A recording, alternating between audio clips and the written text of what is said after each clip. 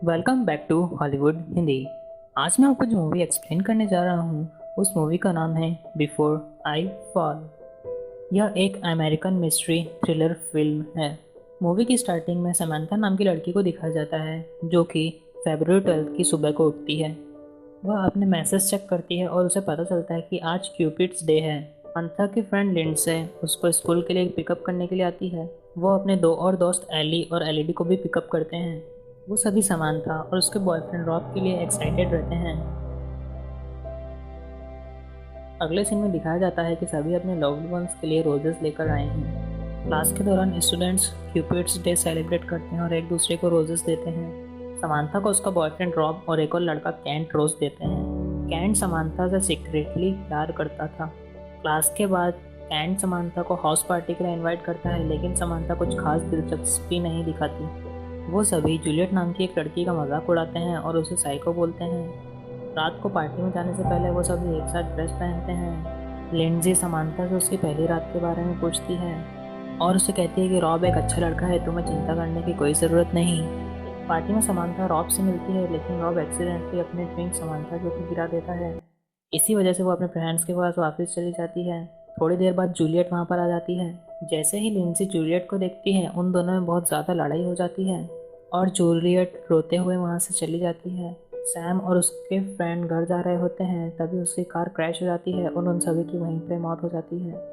अगली सुबह Samantha cupids day वाले दिन फिर से उठती है और सोचती है कि वह एक सपना देख रही थी और वह अपने दिन की शुरुआत करती है और वह यह देखती है कि जो कुछ उसके सपने में हुआ वह असली में भी हो रहा है।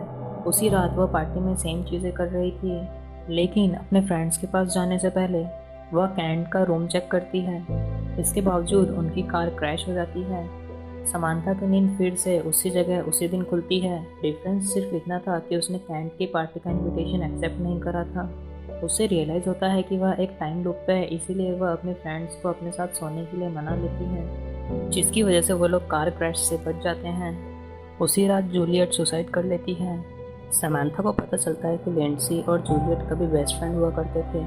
कार क्रैश को अवॉइड करने के बावजूद समंथा उस टाइम लूप से बाहर नहीं निकल पा रही थी। समंथा सोचती है कि वह कुछ भी कर ले, वह इस टाइम लूप से बाहर नहीं निकल पाएगी।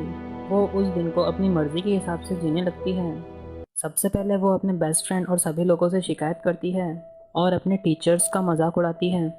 बाद में वो एना को परेशान करने के लिए उससे माफ़ी मांगती है। टाइम लूप के दौरान कैंट और उसमें काफ़ी अच्छी दोस्ती हो चुकी थी।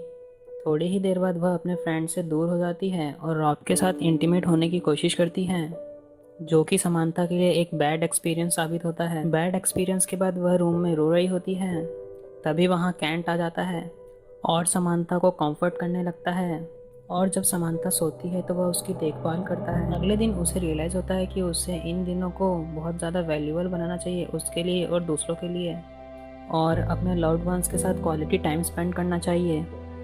मॉर्निंग में वह अपनी छोटी बहन के साथ खेलती है और अपनी पूरी फैमिली के साथ डिनर करती है। फाइनली उसे लगता है कि उसे अपनी लाइफ में कुछ यूज़फुल करना है। नेक्स्ट टाइम लूप में सैम और कैंट को दिखाया जाता है।